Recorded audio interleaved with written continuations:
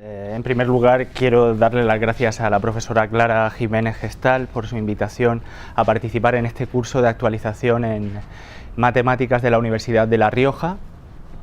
Un curso con muy largo recorrido, donde tantos y tan buenos divulgadores de matemáticas han participado. Por tanto, es para mí todo un honor y una gran responsabilidad estar aquí esta tarde. Mi nombre, como bien ha dicho Clara, es Julio Mulero. Soy profesor del Departamento de Matemáticas de la Universidad de Alicante y miembro del grupo de divulgación matemática conocido como DIMATES.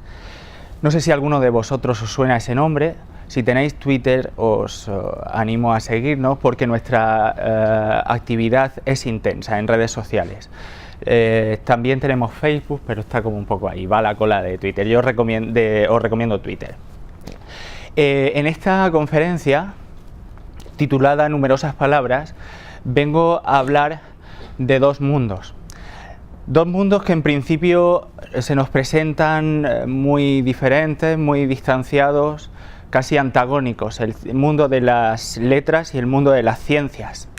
Dos mundos que están en una continua pugna, una continua lucha de poder. Todos nos hemos enfrentado alguna vez a la eterna pregunta. Esa pregunta es innegociable en nuestra vida. Yo no estoy de acuerdo. No creo que tengamos que ser o de ciencias o de letras, pero es así. A todos en algún momento se nos ha presentado esa disyuntiva. O eres de ciencias o eres de letras. Algo así como preguntarte, ¿eres de tu padre o de tu madre? En mi caso, soy matemático, soy profesor de matemáticas, soy divulgador de matemáticas. Y me encantan las matemáticas, pero también me encanta la literatura, me encanta leer, escribir, soy miembro de jurados de concursos de poesía, incluso organizo un concurso donde las matemáticas también tienen algo que ver sobre literatura. Luego comentaré un poco sobre ese concurso. Pero, de alguna manera, esta pregunta nos clasifica en dos tipos: aquellos que somos de ciencias y aquellos que somos de letras. ¿No ha salido la página web? Bueno, había abierto una página web que ahora veo que no sale en la pantalla, pero... ¿Sabes qué me apetece? Pero sí se oye. Hasta ahora. La voy a cerrar, no voy a abrirla. Es una página de Playground Mag, una revista digital que tiene, para que os hagáis una idea, más de 100.000 seguidores en Twitter. Y bueno, en el año 2015 uno de sus redactores quiso reflejar la diferencia entre ser de ciencias y ser de letras por medio de animaciones. Y la verdad es que nos deja muy mal a los de ciencias y nos deja muy mal a los de letras, o sea que, pero clasifica de una manera un poco extraña. A los de letras los presenta como gente muy abierta, así como un poco con mucho éxito social, pero profesionalmente un desastre. Dice, una de las animaciones es ingresos económicos a los 30, ¿no? Y aparece un símbolo así cargando, como ni está ni se le espera para los de letras. Y a nosotros, a los de ciencias, nos presenta así como que nos llueve el dinero, ¿no? Y digo, joder, yo tengo 35 y no, eso no es así. Pero creo que es una pregunta esa, la de ser de ciencias o de letras, que encima es usada como un arma de doble filo. Los que son de ciencias justifican las faltas de ortografía diciendo, es que soy de ciencias. Los que son de letras dicen, joder, 7 por 8, no lo sé, 7 por 8, yo es que soy de letras. Tío, de verdad, hay un mínimo de cultura general, ¿no? Hay una intersección no vacía, creo yo. Hace un par de semanas me atreví a poner una encuesta en Twitter con esa misma pregunta. ¿Y tú, eres de ciencias o de letras? Los resultados están ahí y no quiero comentarlos porque desde luego no son representativos de nada, pero lo que sí que quiero comentar es que obtuve 2.842 respuestas. A nadie se le cayeron los anillos por responder. O sea, todos nos clasificamos de alguna manera, ¿no? Sí que hubo 3 o 4 personas que me dieron pal pelo, ¿eh? En los comentarios me dijeron, ¿de qué vas?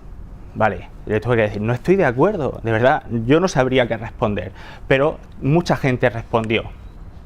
En esta conferencia me gustaría precisamente mostrar la íntima relación que hay entre el mundo de las ciencias y más concretamente el mundo de las matemáticas y el mundo de las letras y más concretamente el mundo de la lengua y la literatura. Esa relación no es de hace poco tiempo, sino que se remonta incluso al origen de ambos mundos. Hay historiadores que defienden que tanto la escritura como el mundo de los números tienen un origen común, un origen incluso cercano a la metáfora, ¿no? De alguna manera tratamos de representar ideas por medio de esas herramientas. Y yo me pregunto, ¿por qué no un ingeniero o ingeniera puede ser un buen humanista y un filólogo puede ser un buen matemático? ¿Por qué no? De hecho, en la diapositiva tenéis dos imágenes. A la izquierda está don José de Echegaray, el primer premio Nobel de literatura. Él era matemático. A la derecha está Jorge Luis Borges, un escritor que no tenía conocimientos o estudios de matemáticas, pero sin embargo en sus obras están salpicadas de conceptos y nociones matemáticas. Para terminar esta pequeña introducción, Carl Weierstrass, si habéis estudiado un mínimo de análisis matemático, sabemos quién es, afirmó lo siguiente: un matemático que no tenga también algo de poeta no será nunca un matemático completo. Y Émile Chartier, un periodista francés, que afirma: dos cosas hay que enseñar, poesía y matemáticas. Pero dentro de muy poco tiempo va a ser el Día Internacional de la Mujer y la Niña en la Ciencia, y yo quiero recordar a una de las grandes, a Sofía Kovalevskaya, quizá junto con Emmy Noether, una de las dos matemáticas más importantes de la historia. Decía lo siguiente: uno de los matemáticos más eminentes de nuestro siglo ha dicho con gran acierto que es imposible ser matemático si no se tiene alma de poeta. En lo que a mí se refiere, nunca he sido capaz de elegir entre mi pasión por las matemáticas y mi pasión por la literatura. Todos hemos hablado en alguna ocasión del lenguaje matemático. Hablamos en una lengua, nos desenvolvemos en ella y hay palabras que son comunes, numerosas palabras. Yo tengo que hablar de palabras. Hay una intersección no vacía y me gustaría comenzar por esas palabras que son comunes.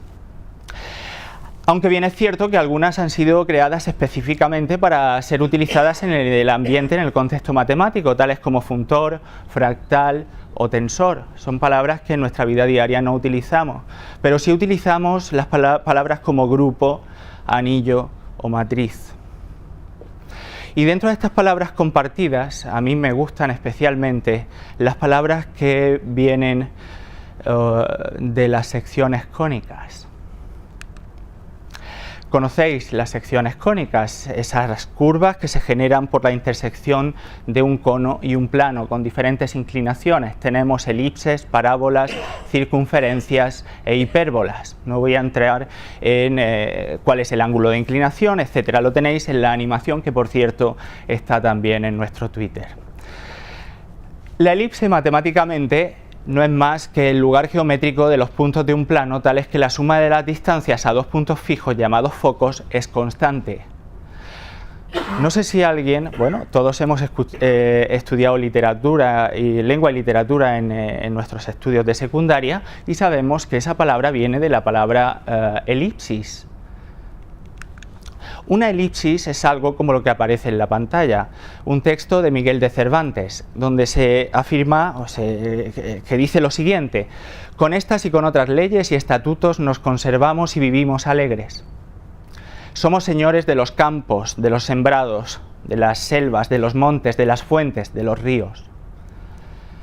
Los montes nos ofrecen leña de balde, los árboles frutos, las viñas uvas.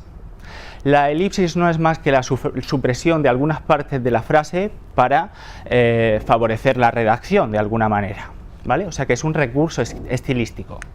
También tenemos hipérbolas, y tenemos hipérbolas en el mundo de las matemáticas y en el mundo de la literatura. Una hipérbola es eso en blanco que aparece ahora mismo, ¿no?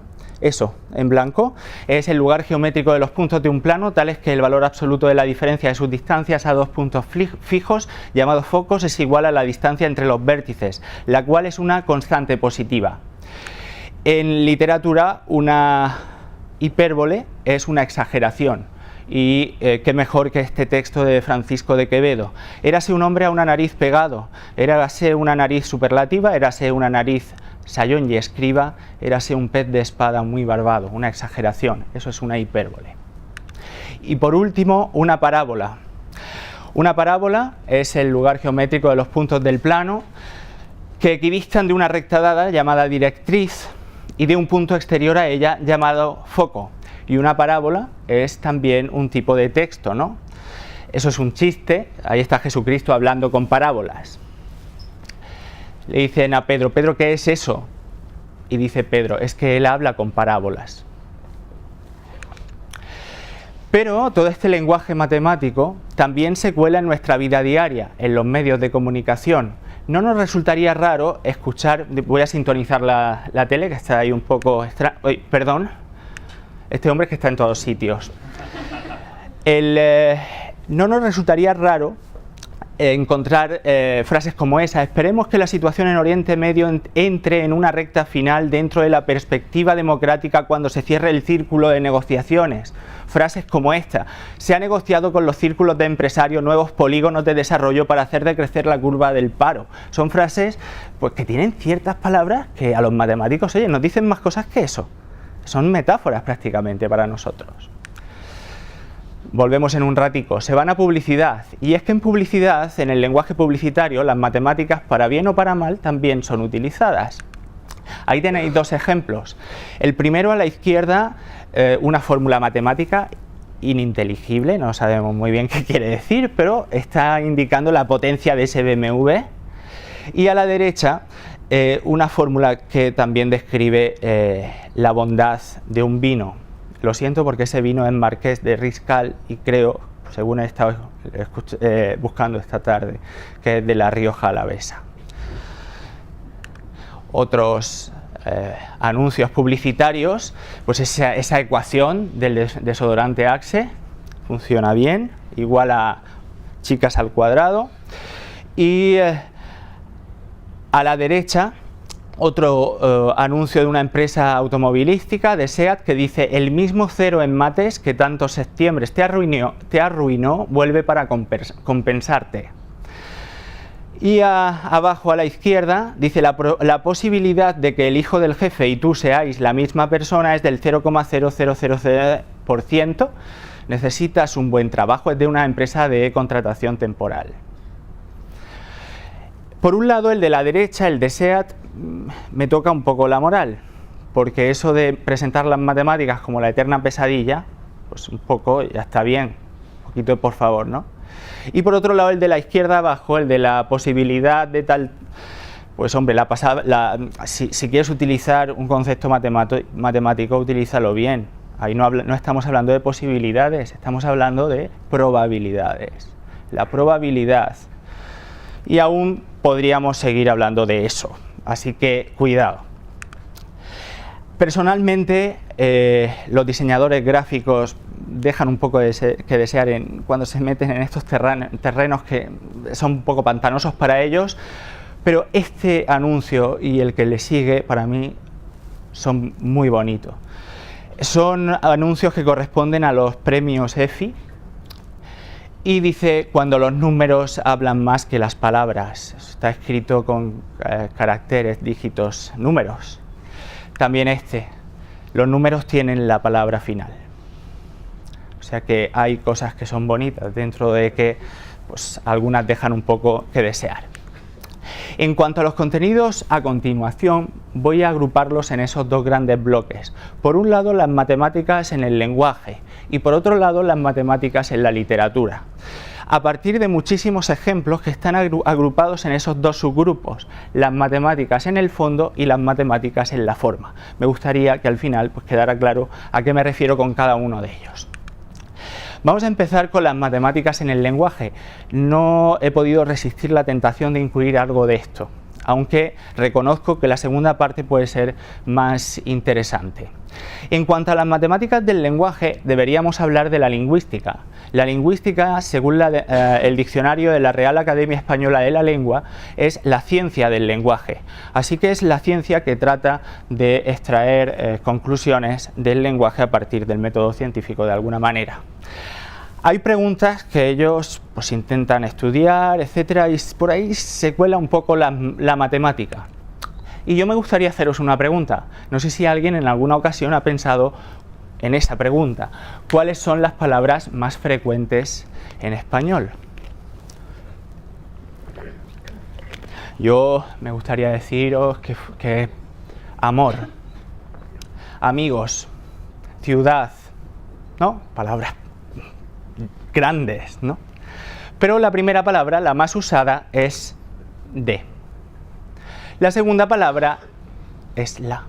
Y la tercera palabra es que. Un poco triste, pero cierto. De hecho, las 10 primeras son esas. De, la, que, el, en, y, a, los, se, del. Proposiciones, artículos, en fin, claro, lógicamente, sí, yo entiendo, es lógico, pero hombre, a mí me gustaría que estuviera ahí alguna más chula. No es posible. Curiosamente, a mitad del siglo XX, un lingüista de la Universidad de Harvard, George Kingsley Zipt, enunció una ley empírica que ponía de manifiesto cierta regularidad en la frecuencia de las palabras en un texto de cualquier lengua.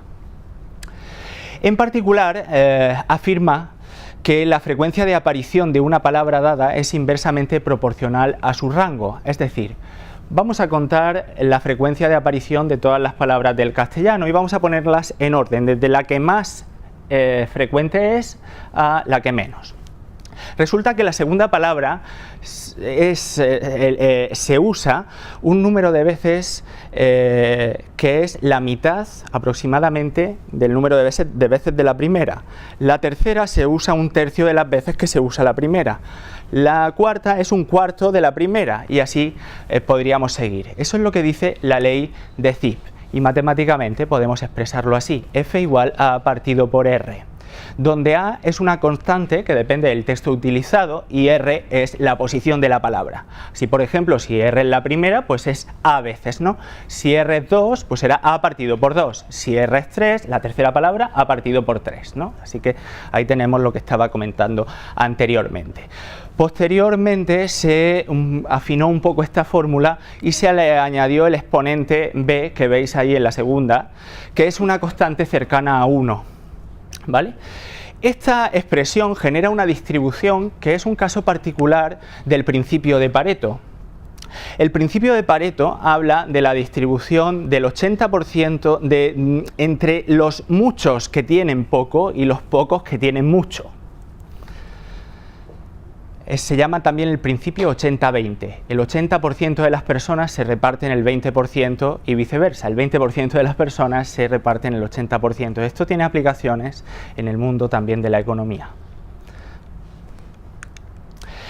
Si en las fórmulas anteriores tomamos logaritmos, en una escala logarítmica esa expresión corresponde a una expresión o una relación lineal.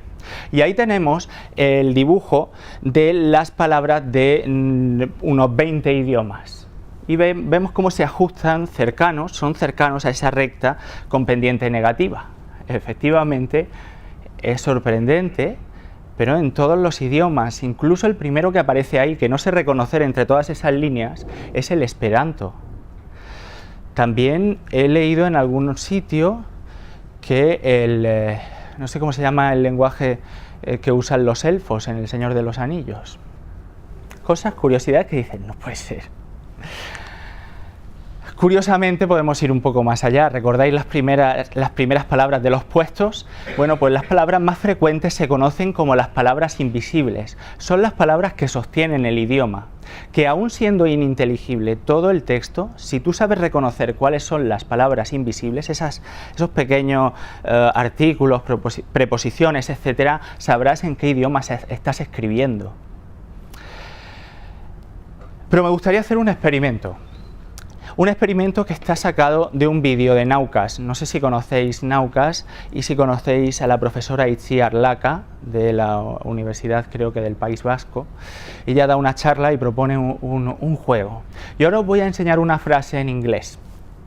Y os voy a pedir que contéis las Fs. Os voy a dar 10 segundos.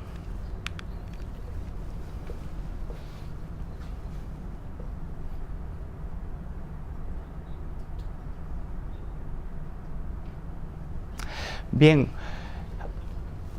¿cuántas Fs habéis contado? Hay 6.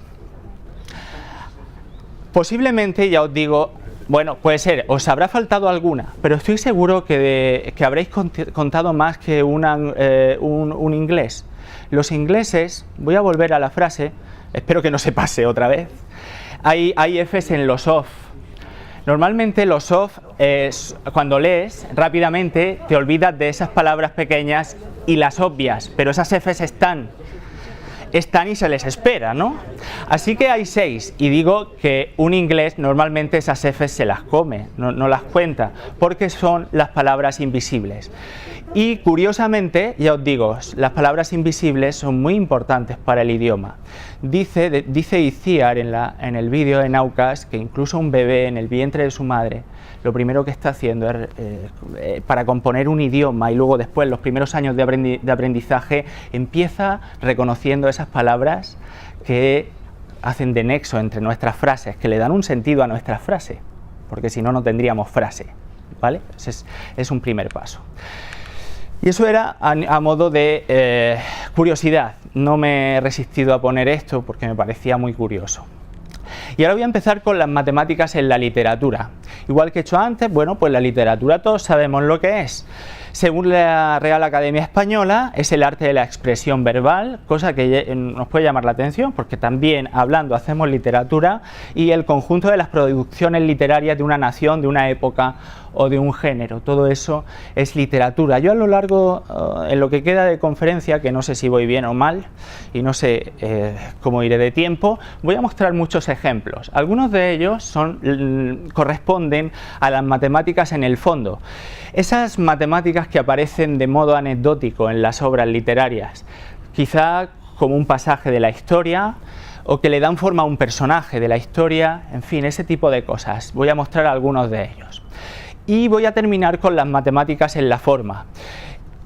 Con esos ejemplos últimos, los recordaré después, trataré de mostrar cómo las matemáticas han servido para crear literatura. Incluso se siguen creando algoritmos matemáticos y ya los que existen sirven para crear nuevos textos, ¿vale? Os va a resultar, estoy seguro, curioso y me diréis, Julio, ¿eso no es literatura?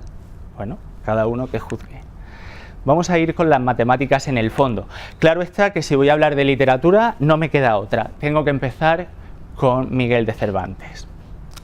Miguel de Cervantes no era matemático, no estudió matemáticas, tenía una formación académica bastante pobre, pero sin embargo tenía una vida muy intensa y se relacionó con gente de muchas condiciones diferentes. Así que de alguna manera llegó a intuir el potencial de las matemáticas. No busquéis en el Quijote grandes conceptos matemáticos, pero están las matemáticas de manera instrumental, ¿vale? En forma de transacciones económicas, comercio, medidas, pequeños problemitas de aritmética, en fin, están, pero no hay grandes cosas. Lo que sí que está es una noción de las matemáticas como una ciencia, la ciencia de las deducciones incuestionables, algo así. Queda esa idea. Y la palabra matemáticas aparece 3 veces en el Quijote, tal cual, matemáticas. Y os las voy a mostrar.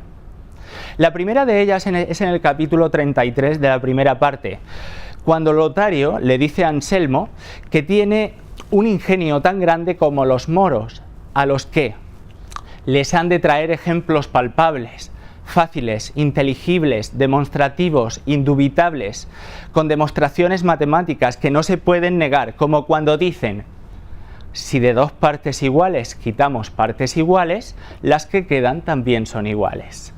¿Esto qué es? Pues esto, no tiene más. Vale, esa es la primera vez que aparece la palabra matemáticas en el Quijote. La segunda vez está en el capítulo 18 de la segunda parte.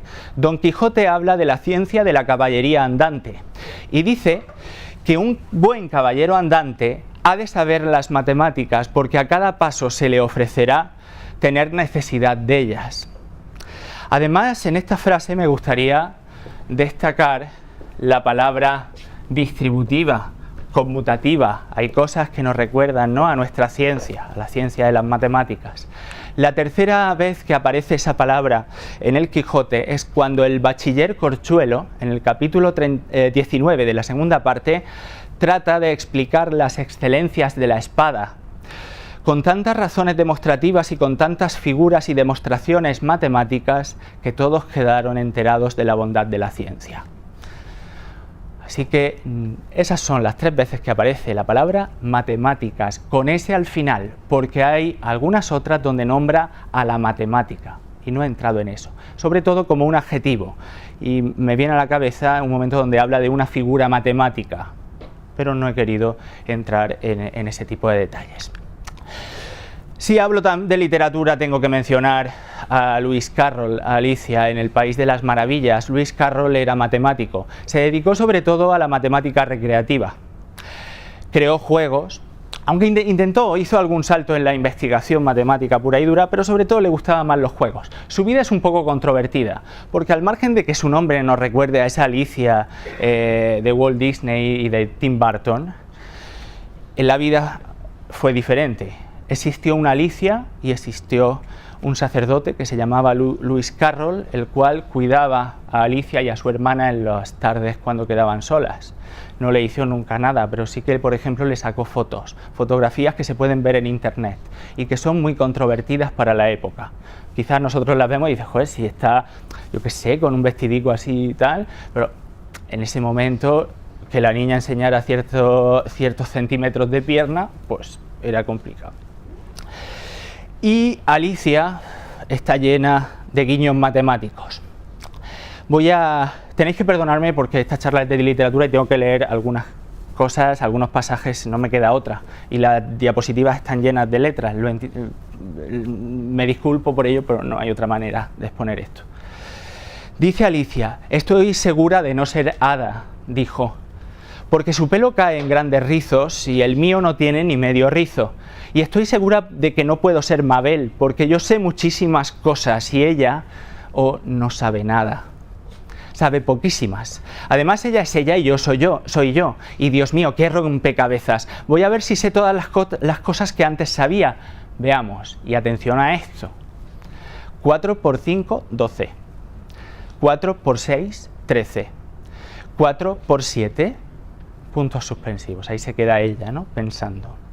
Claro, para nosotros 4 por 5 es 20, 4 por 6 es 24, 4 por 7 28, pero bajo ciertas condiciones, es decir, en el sistema numérico decimal, que se escribe así. Por ejemplo, 4 por 5 20 porque es 2 por 10 elevado a 1 más 0 por 10 elevado a 0. Pero es que 4 por 5 también es 12. ¿En qué sistema numérico? En el sistema numérico de base 18. Y 4 por 6 es 13 en base 21. Así que 4 por 7 es 14 en base 24. Eso es lo que le faltaba completar a Alicia. Está hablando en diferentes sistemas numéricos. Paso a otro ejemplo. Edgar Allan Poe, el ejemplo estereotípico del poeta consumido por su propio genio, ¿no? Es una idea así romántica de ese poeta un poco extraño y bueno, que parece que alcanzó prácticamente la locura. De lo que poca gente habla es que Edgar Allan Poe se sentía muy atraído por las ciencias rigurosas como la astronomía, la física y las matemáticas. En El escarabajo de oro, que no sé si lo habéis leído, William Legrand, que es un misántropo que se siente atraído por los insectos, encuentra un escarabajo que tiene manchas doradas y pesa 1 quintal, pesa mucho.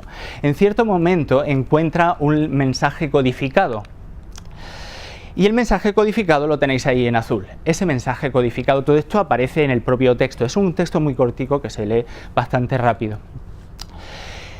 Y le dice su criado, le dice: ¿y la resolvió usted en verdad? Y dice: hombre, fácilmente. Había yo resuelto otras 10.000 veces más complicadas. ¿Cómo lo hizo? Lo hizo contando el número de veces que aparecía cada símbolo, detectando cuáles son las letras en inglés que son las más repetidas y haciendo ciertas correspondencias. Ahí tenéis una tabla que no la he hecho yo, aparece en el texto del relato, ¿vale? Aparece así, tal cual. De forma que al final el mensaje es lo siguiente: un buen vaso en la hostería del obispo, en la silla del diablo, 41 grados y 13 minutos nordeste, cuarto de norte, rama principal, séptimo vástago, y sigue dando una serie de instrucciones. Esas instrucciones le llevan a descubrir una caja donde, bueno, leedlo si queréis saber cómo acaba, ¿no? Pero para que veáis, ahí se está entremezclando la criptografía y de alguna manera este señor, Edgar Allan Poe, tenía cierta curiosidad para presentar un problema como este en uno de sus libros. Continúo con Arthur Conan Doyle, su principal creación, Sherlock Holmes. Pero sabed que él no estaba muy orgulloso de Sherlock Holmes, estaba bastante cansadito ya de él. De hecho, se lo comentaba hasta a su madre y hay textos donde le gustaría haberlo mandado a freír monas, ¿no? Pero es por el personaje que lo ha hecho pasar a la historia de la literatura. En el ritual de los Musgrave, donde un mayordomo desaparece y es llamado Sherlock Holmes, acude de inmediato y en la chaqueta del nuevo mayordomo encuentra una joya robada y en el cajón del dueño de la casa un breve enigma que se llama el ritual de los Musgrave. Él, por una serie de investigaciones llega a descubrir un pasadizo secreto que está a cierta distancia de un árbol. Y aparece en el ritual un texto que le lleva a descubrir dónde está la entrada de ese pasadizo.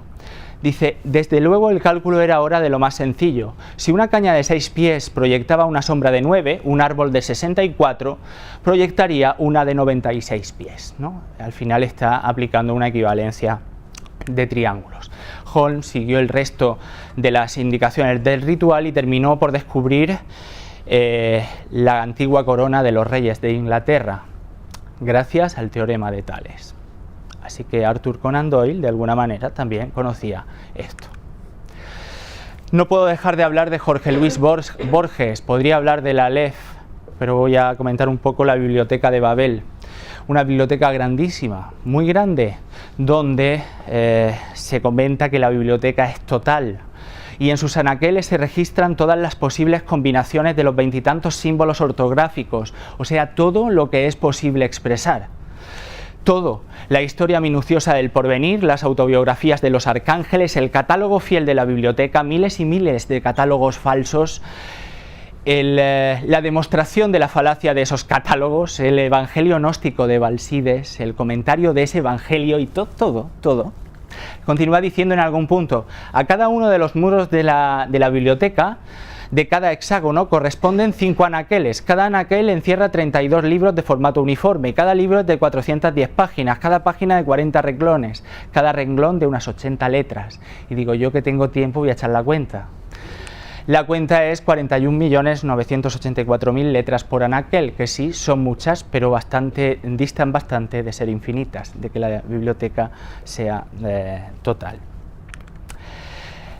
No puedo tampoco renunciar a hablar de García Márquez y de 100 años de soledad. Para mí uno de los mejores libros que existen, es una delicia cada una de las páginas, y este ejemplo, esta charla la he dado en otras ocasiones, pero este ejemplo lo he metido exclusivamente porque lo he descubierto, he caído en él hace relativamente poco tiempo, pero me encanta. Me recuerda al Hotel Infinito de Hilbert. Esa manera de demostrar la infinitud de los números naturales.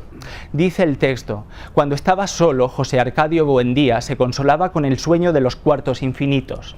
Soñaba que se levantaba de la cama, abría la puerta y pasaba a otro cuarto igual, con la misma cama de cabecera de hierro forjado, el mismo sillón de mimbre y el mismo cuadrito de la Virgen de los Remedios en la pared del fondo. De ese cuarto pasaba a otro exactamente igual, cuya puerta abría para pasar a otro exactamente igual, y luego a otro exactamente igual hasta el infinito.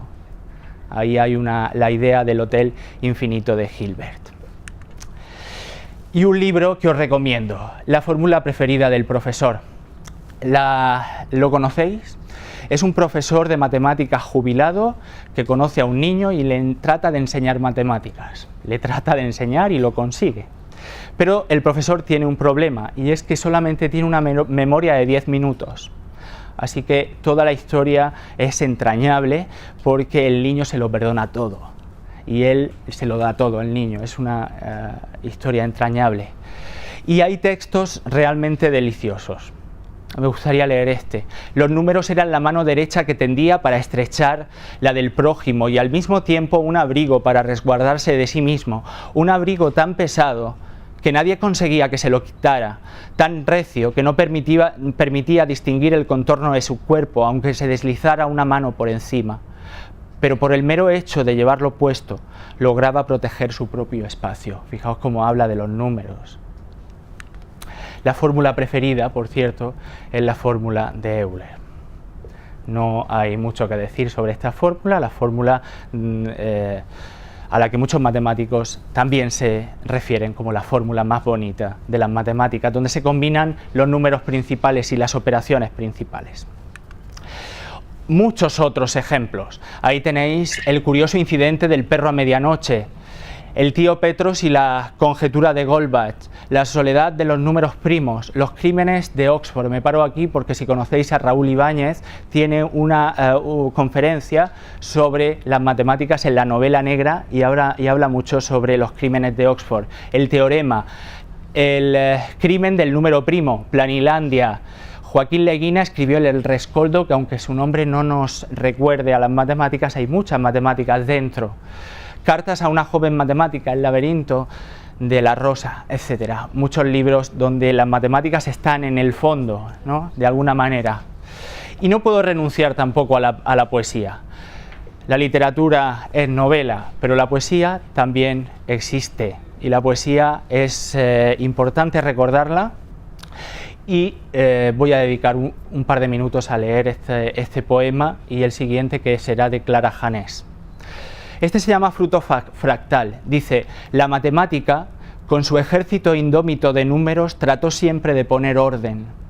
Con su baluarte idiomático de luz, en el reino del caos más completo que es el mundo.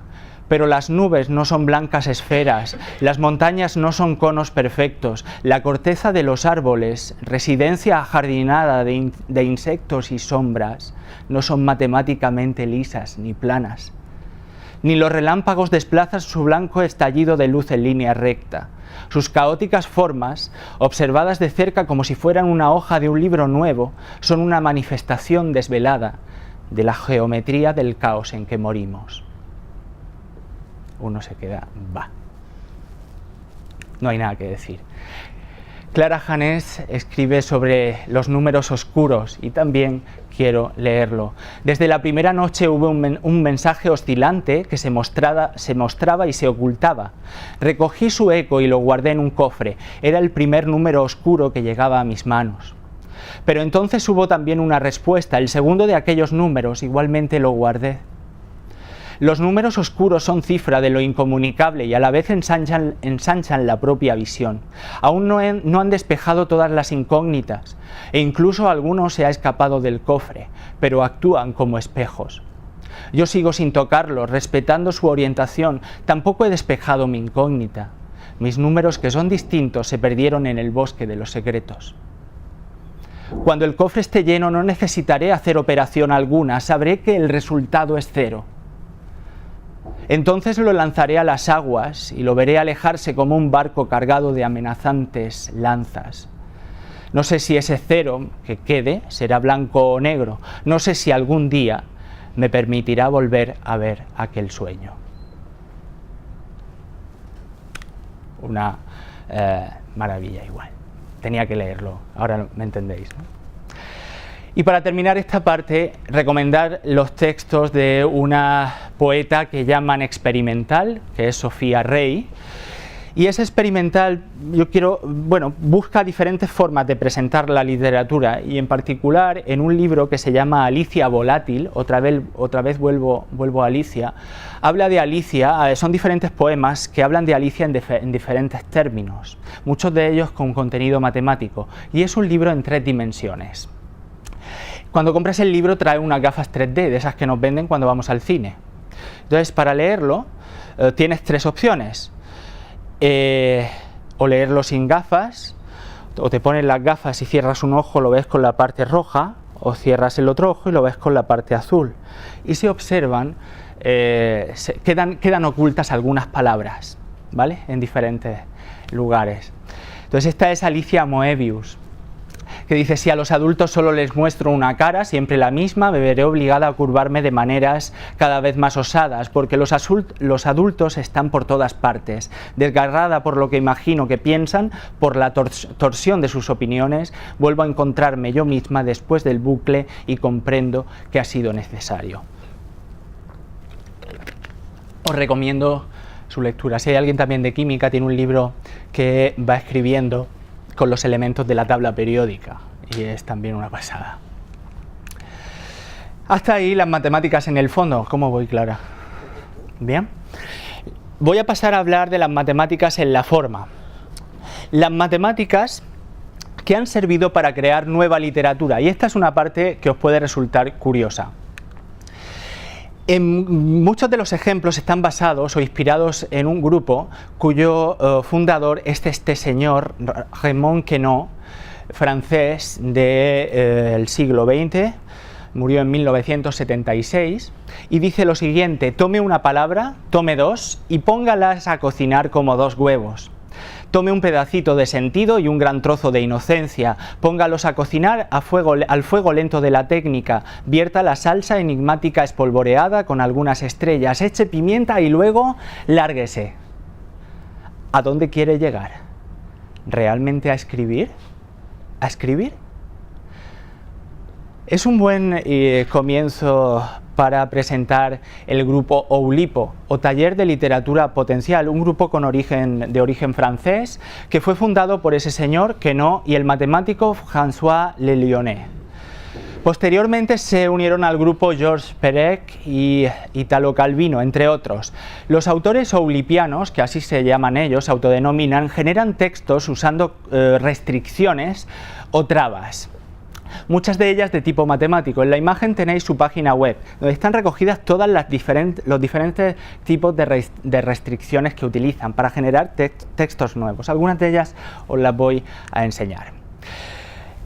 Y se pueden agrupar en tres tipos: modificaciones en los tiempos verbales, supresión, inversión, adición o variación de morfemas, fonemas o sintagmas, y creación de textos originales atendiendo a reglas matemáticas ya existentes, ¿no? Esos son los tres tipos de modificaciones. Yo no voy a enseñar todos, pero se clasifican en esos grandes grupos.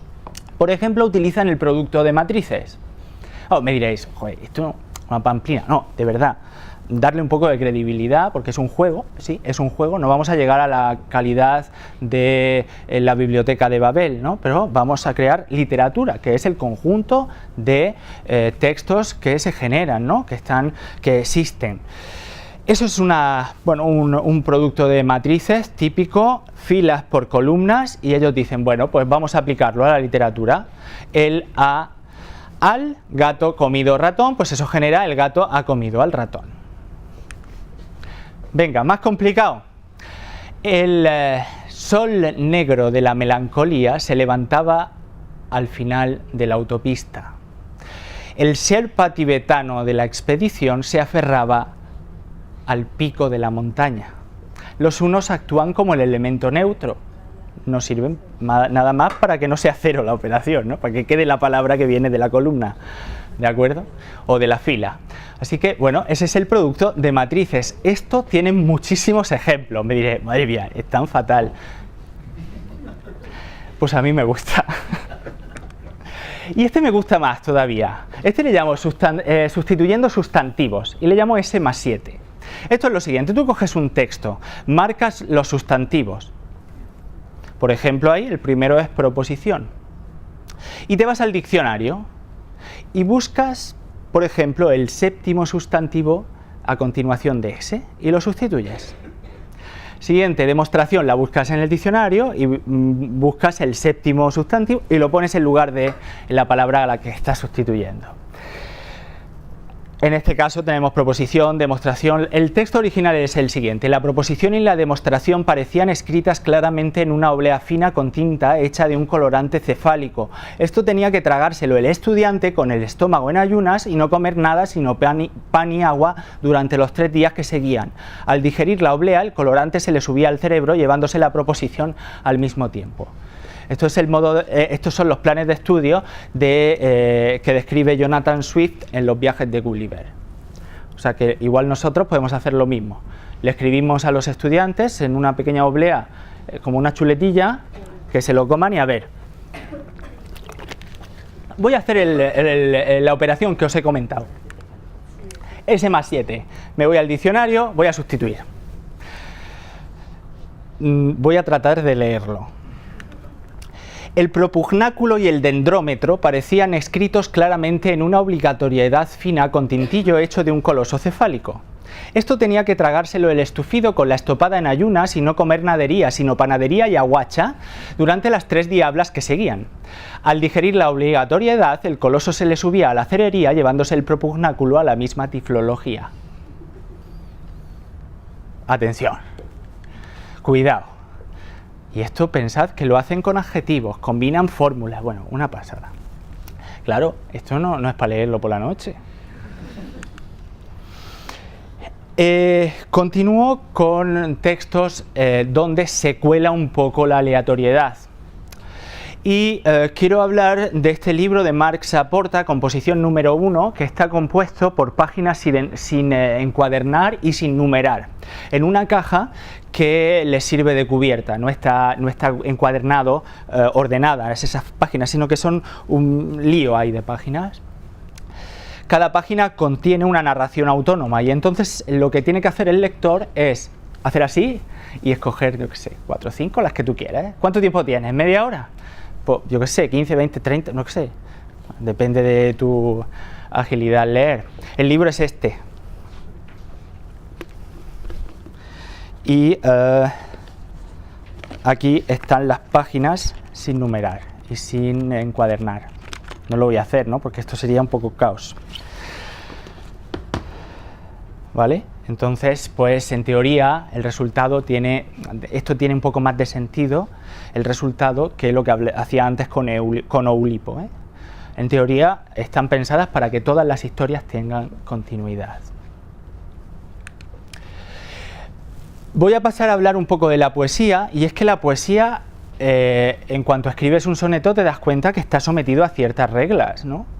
Reglas sobre la rima, consonante y asonante, sobre la medida de los versos, sobre la rima, el esquema que siguen esas composiciones. Por hablar de alguna de ellas, esta es la sextina. La sextina es un poema formado por 6 estrofas de 6 versos, normalmente en decasílabos, seguidas de un párrafo que termina, para cerrar, que tiene 3 versos. Cada uno de los párrafos de las estrofas, como digo, tiene 6 versos. Lo que tienes que hacer para escribir una sextina es elegir 6 palabras. Y esas palabras van a cerrar cada verso, ¿vale? En principio en un orden concreto. Después, en la siguiente estrofa esas palabras cambian de orden, ¿no? Y tienes que hacer lo mismo, pero con otro orden diferente. Así, por ejemplo, si la palabra A está en el primer verso de la primera estrofa, en la segunda estrofa estará en el segundo verso, y en la tercera estrofa estará en el cuarto verso, y así. O sea que tú tienes las 6 palabras últimas de los versos y luego las vas barajando de alguna manera y vas creando esa composición. Se puede representar así: la primera palabra va a la segunda en la primera permutación, digamos. En la segunda permutación, es decir, en el tercer verso, en la tercera estrofa está en la cuarta. Esto es, no sé si estáis habituados a esa anotación, es una anotación típica, tradicional de las permutaciones. No voy a leer este poema de Fernando de Herrera, es una sextina donde las palabras escogidas son ojos, llama, nieve, alma, hebras y cuello. Observad la primera palabra. aparece, lógicamente, la última palabra del primer verso, ojos, está en la segunda estrofa, en el segundo verso. No he puesto más, serían más versos, más estrofas, pero no he puesto más porque se extendería, ¿no? En la tercera estrofa, esa palabra, ojos, estará en el cuarto verso, ¿vale? Todos los versos tienen 11 sílabas y el esquema es el que comentaba antes. Quiero decir que, vale, un soneto bien, pero hay cosas mucho más elaboradas. Otras cosas que se pueden observar en la literatura, el soneto irracional. Es una composición creada a mitad del siglo XX por el poeta Jacques Venne y basa su estructura en el número pi. Sé que aquí hay fans del número pi, así que aquí tenéis vuestro poema. Consta de 5 estrofas compuestas de 3, 1, 4, 1 y 5 versos. ¿Vale? La primera estrofa tiene 3 versos, la segunda 1, la tercera 4 versos y así. El esquema rítmico es este, A, A, B. Este es el verso libre, digamos, B, A, A, B, verso libre y luego una última estrofa que cambia la rima. ¿Vale? Ahí tenéis un ejemplo que está extraído de un blog, Luis Stoico, stoico.blogspot. No lo leo tampoco, pero ahí creedme que esos versos tienen 11 sílabas y observad el esquema rítmico. A, A, B, cosas, rosas, colibrí. Verso libre y aquí, aquí y prodigiosas, sabrosas, baladí. ¿Vale? Está siguiendo el esquema que os comento del soneto irracional. Un soneto, una variación de los sonetos tradicionales. 31 al cubo de Jacques Roubaud. Otro poeta francés, como veis, muchos ejemplos vienen de allí, de Francia. 31 al cubo es un poemario de amor al estilo de un trovador que consta de 31 poemas, de 31 versos, con 31 sílabas cada verso. Y digo, hay necesidad de doblar las páginas porque no hay manera, ¿no? Están dobladas así, 31 sílabas cada uno. El 31 no está escogido aleatoriamente, sino que es el número de sílabas del tanka, que es un poema tradicional japonés, ¿vale? Todos los tankas tienen 31 sílabas y esto hace que el poeta en este caso se haya inspirado en eso para crear un poema de 31, un poemario de 31 poemas con 31 versos y 31 sílabas cada uno. Otro, Alphabet, de Inger Christensen. No sé cómo voy. Bueno, estoy terminando, ¿eh? Este también está basado en una sucesión conocida, la sucesión de Fibonacci. No voy a entrar en la descripción porque también tiene, apuntad el nombre si queréis buscarlo, es también interesante. Bueno, comento un poco. Es un poemario que tiene 14 poemas. El primer poema tiene un verso. El segundo poema tiene 2 versos, perdón. El tercer poema tiene 3, el cuarto poema tiene 5, así, ¿vale? Va siguiendo el número que va diciendo la sucesión de Fibonacci. Así que como tiene 14 poemas, el último, claro, los primeros son razonables, pero el que hace el número 14 tiene 610 versos. Así que no penséis que el poemario, por tener 14 poemas, es corto. ¿De acuerdo? Ahí hay un ejemplo. Los palíndromos, otro ejemplo de esa simetría, ¿no? De lo que se lee por un lado igual que comenzando por el otro, no lo leo. Y este que para mí es una auténtica joya, un libro que se llama 100.000 millones de poemas, de Raymond Queneau, el fundador de Oulipo. Este lo tengo aquí y no hace falta que veáis la diapositiva porque está aquí. Mirad lo que es. ¿Vale? Son 10 sonetos. Están cortadas de esta forma para que el lector lo que pueda hacer, lo que hace el lector es decir, bueno, pues voy a leer algo, voy a leer un soneto. No sé, voy a escoger uno y esto sí lo voy a leer para que veáis que sí merece la pena. No sé, este mismo. Si tanto la quería, ¿por qué no yazco entero? Al pan de estar llovido en mi dolor de esquina, rueda sobre las frentes un cielo de quinina, el ácido pellejo que anuncia el pudridero. Sin alma a ser posible que es lo perecedero, el alma es solo hierba, granos de arena fina, lo que no se recuerda en cuanto se termina, la retracción del frío y su fervor severo. aquí me he resignado, aquí doblo la frente, el alma es tu cadáver, un muerto sin herencia, metido en una caja bajo mármol ardiente. Se desquicia la música, porque no tiene herencia. La vida es más pequeña al fondo de esta lente, donde la tarde es ruina, el ara de la ausencia. Bien, ¿no? Ese es un ejemplo. Son 10 elevado a 14 poemas diferentes, no son 100.000 millones, es un error de traducción. Decía antes que organizo algún concurso, voy a comentar, es el concurso de microrrelatos matemáticos. No sé si alguien ha jugado con esto, lo ha probado. Llevamos 9 ediciones, ahora estamos decidiendo el último de los ganadores. El año pasado vino Juan Miguel Rivera, si lo conocéis, vino a clausurar el concurso, a dar una conferencia sobre el número pi, como no. Y decir un poco en qué consiste. Los microrrelatos tienen un máximo de 20 palabras y cada palabra tiene el número de letras del desarrollo decimal de pi. Es decir, la primera palabra, oía, tiene 3 letras, la segunda, a, tiene 1 letra, la tercera tiene 4 letras, la quinta 1 letra, es decir, así van funcionando. El año pasado recibimos más de 1000 microrrelatos. Fue un auténtico éxito. Ese es el primer ganador del año 2009 y lo leo porque es que cuando tú lo lees dices, no es posible, no es normal que ahí esté el número pi, pero está. Oía a Sara y Julia conversar de camino hacia sus casas. Mientras observaba, entendí conmovida que al fin lograban amar. El año pasado cambiamos al número e, llevábamos 9 ediciones, 8 ediciones ya con pi. Al final dices, ya está bien. Cambiamos a e. Y el año pasado fue el primero de los ganadores con el número e, y lo leo también. En sombras y promesas se ocultaba y caminaba en silencio, para vivir esperando, para morir en las manos del tiempo. No me digáis que no es una regla mnemotécnica, pero vamos, de las más bonitas que se puedan escuchar, de pi y e. Recordarán los 20 primeros dígitos.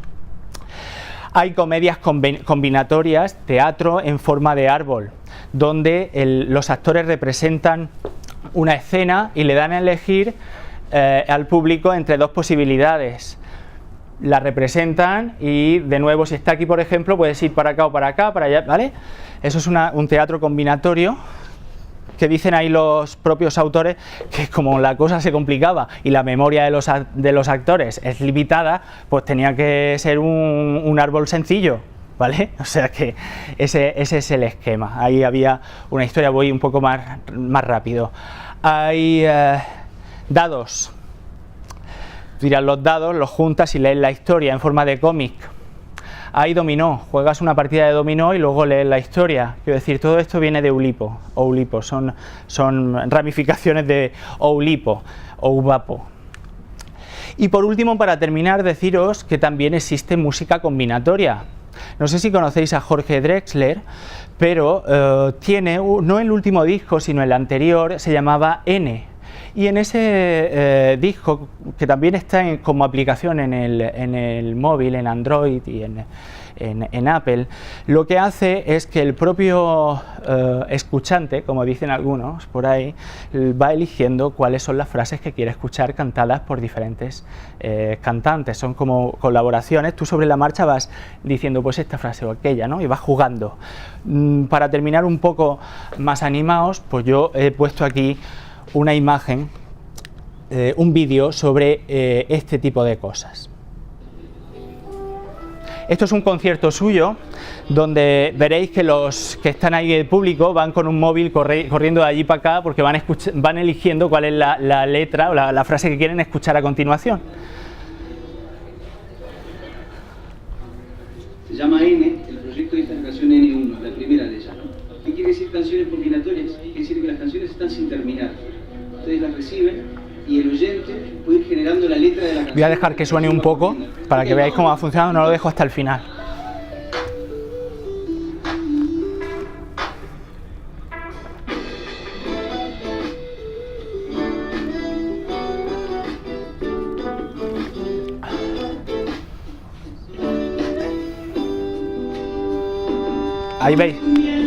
Ahí veis el móvil, cómo van escogiendo la gente.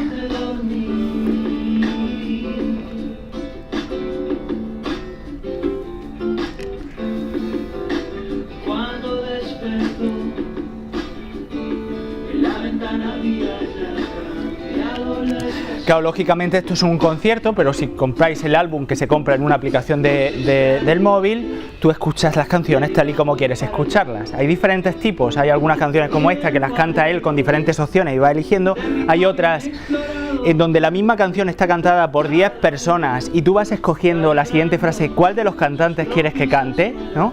De alguna manera, esta es una canción combinatoria, ¿vale? Para terminar, pues un matemático, lo mismo que un pintor o un poeta, es un constructor de configuraciones. La belleza es la primera piedra de toque. En el mundo no hay un lugar permanente para las matemáticas desagradables desde el punto de vista estético. Quizás no sepamos explicar con precisión qué entendemos por un poema hermoso, pero ello no es óbice para que lo reconozcamos como tal al leerlo. Y Eric Temple Bell, del que quizá hayáis escuchado hablar, quizás sea el Carl Sagan de las matemáticas, decía: las matemáticas y la poesía son simplemente isomorfas. Muchas gracias a todos.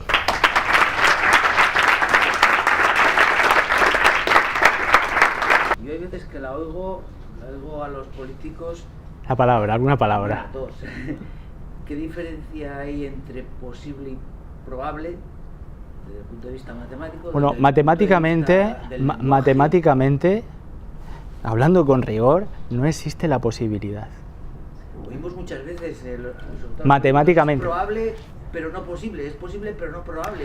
Yo no puedo hablar, no puedo hablar por ello porque sinceramente pocas veces los entiendo. No porque no entienda su lenguaje, sino porque no entiendo lo que me están queriendo decir. Matemáticamente posibilidad no existe. Lo que existe es la probabilidad. La probabilidad, que es una función de 0 a 1, donde tratas de medir o cuantificar cuánto de probable, valga la redundancia, es que pueda suceder algo. Pero en matemáticas no hablamos nunca de posibilidad. Y ahí estaban estaban haciendo un guiño a ese concepto de probabilidad. La probabilidad ahí está como 0,000001. Sería añadirle 2 ceros, porque eso es un porcentaje, la probabilidad es un tanto por uno, ¿vale? Ahí están hablando de un tanto por ciento, pero posibilidad no se puede hablar de posibilidad aquí, dentro de un contexto matemático. Yo no lo veo. Yo creo que el problema es del propio lenguaje que ellos usan, ¿no? Que no está muy claro, no saben ni lo que quieren decir, pero si quieren hacernos un guiño a nosotros, posibilidad, igual en ese sentido, como de posible, como de probable, en ese contexto puede a lo mejor que tenga sentido, no lo sé, pero ahí yo hablo exclusivamente de ese ejemplo. No tiene sentido hablar de posibilidad porque me estás hablando de una cantidad que está en relación con el tanto por uno, que es una probabilidad, por tanto no puede ser una posibilidad. Eso hay quizá un pequeño matiz. Para mí hay un matiz ahí.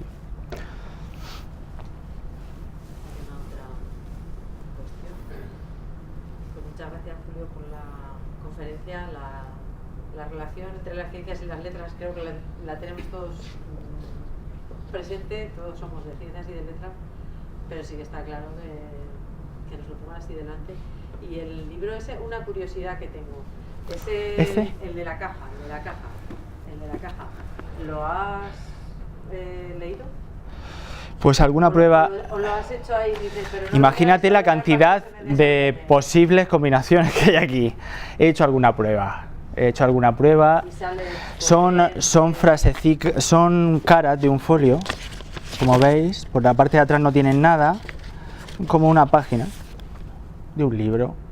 No tiene nada más. Pero claro, evidentemente, ¿qué entendemos por leer este libro? Quiero decir, ¿leerlo completo?